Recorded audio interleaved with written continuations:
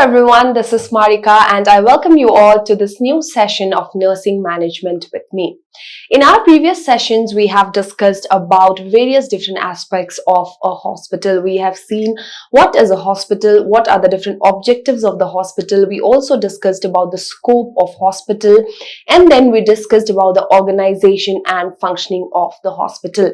In our very last session, we have discussed about ward management and emergency and casualty services. In this session today, we are going to discuss the remaining aspect of emergency and casualty department, which includes the personnel involved in emergency department.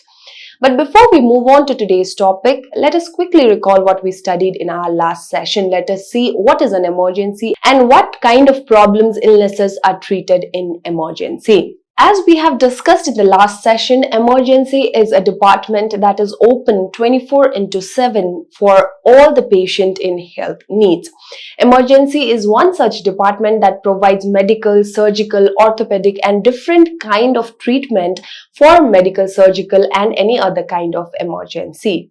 In an emergency department, the patient can come by himself, the patient may be brought in by his relative, the patient may be brought to the emergency department by a police. They may be brought as a result of road traffic accidents, or they may be brought because of other emergency situations such as poisoning, falls, etc. We've also seen that prompt and effective management of the patient must be done in the emergency department, as many of the times the patient who comes to the emergency department comes with a life-threatening condition.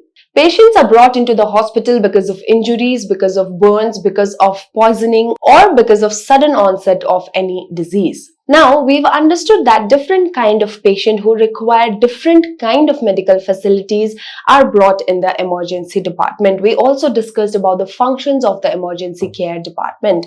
Now, who are the staffs or the people involved in emergency department? Who is responsible for managing the emergency department is what we are going to discuss in detail. In an emergency department, the nature of work requires immediate, prompt and proper implementation. We have seen that emergency department requires people to work promptly, to decide promptly about the actions that can be taken to save a life-threatening condition.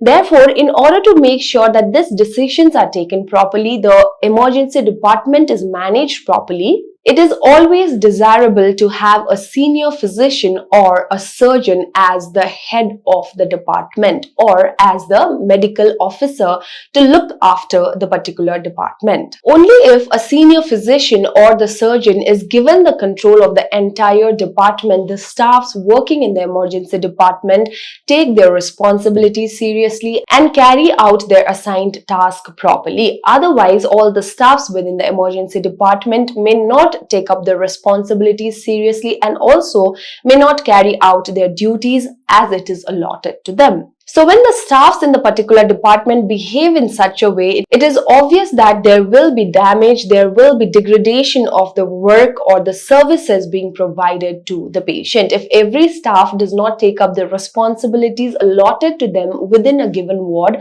within a given department, then the care provided to the patient will not be effective, or else there will be no staffs to provide proper care to the patients. So, a clinician with a special training in critical care is the best person to head the emergency department. In case if the clinician who has undertaken a training for critical care is not available, then a senior physician or a senior surgeon can be given the in charge of the entire casualty department. The clinician, the physician or the surgeon who is given the responsibility to head the emergency department sometimes might not want to take the responsibility for a long period of time. In such cases, a rotation can be followed in between a clinician, physician and a surgeon. Let us now see the staffs that are required in an emergency department. First of all, as we discussed in the introduction, a senior physician, a senior surgeon or an orthopedic surgeon is required to to head the emergency department. He or she will be given the highest position in the emergency department. Another very important staff that is required in the emergency department is the casualty officer. The appointment of casualty officer depends on the size of the hospital. In a medium-sized hospital, one casualty officer is appointed, whereas in a large-sized hospital with heavy workload, more than one casualty officer can be appointed. So the casualty medical officer is required to be in the emergency department all throughout. In the emergency department, only one doctor can be posted alternately, and if in case there is a need or there is a requirement for more number of doctors, the hospital organization must be in position to mobilize the doctors to the emergency department whenever it is required. In an emergency department, we cannot be certain about the flow of the patient. Sometimes there may be many number of patients coming to the emergency department, whereas in some cases we might not have any patients at all or a very few number of patients. In such cases, only one doctor can be appointed to the emergency department, and whenever it is required, whenever help is required, the hospital organization, the management should be in the position to mobilize the doctor as and when it is required. The doctors who are posted in the casualty department must have an experience as a resident medical officer for at least 1 year. So only those doctors who have an experience of 1 year can be posted in the emergency department. Not just the experience of 1 year, but the doctors must also undergo special training in order to be posted in the emergency department or as an emergency doctor. The training includes emergency services, the procedures that are carried out for critically ill, communication and public relations skills, and finally legal procedures. So these are few of the trainings that the doctors who are to be posted in the emergency must undergo, and also they must have a year of experience. The third staff that is required in an emergency department is a specialist doctor. So in the very beginning itself, I have made very clear that only one doctor is posted in an emergency department. A specialist doctor is called whenever it is required. Whenever there is the need to call the specialist doctor, at that time the doctors are called. Next comes the most important staff in the emergency department, which is the nursing staff. In the nursing staff, different nurses are allotted within the emergency department, the first being the sister in charge. So we are already aware that the sister in charge will be the in charge for the entire emergency department. After the sister in charge, we have staff nurses. One staff nurse is always present in the emergency department within the examination room. When we discuss the facilities of emergency department, we have seen that an emergency department will always have one examination room. So one nurse should always be appointed for the emergency room only. The next one is again one staff nurse for the observation ward or the observation room. Now this depends on the number of beds that are available in the observation ward. If there are many number of beds in the observation ward, more than one staff nurse can be appointed for the observation ward.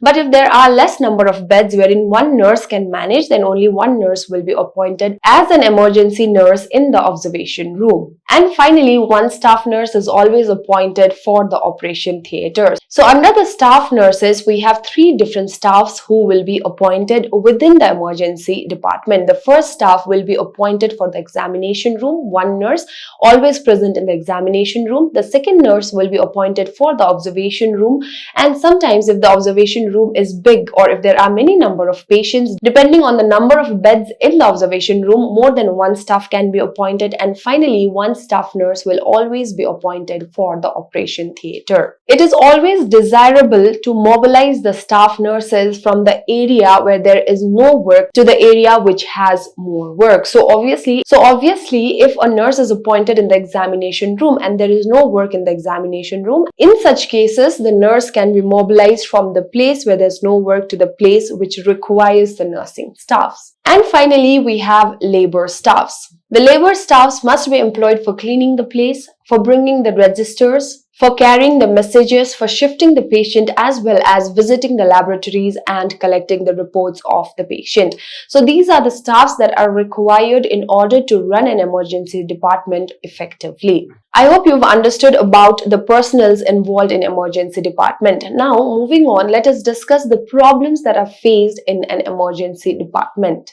The very first problem in the emergency department is poor upkeep of premises. So the premises or the emergency ward department is not kept properly in good condition. That is the very first problem we see in any hospitals. The second problem seen in emergency department is poor level of cleanliness. The third problem that can be seen in emergency department is the shortage of doctors to be appointed in the emergency department. The fourth problem that is faced mainly by the patient is delay or long waiting hours. So as we are already aware, the patient comes to the emergency department with some life-threatening condition, or in such cases where they require immediate treatment.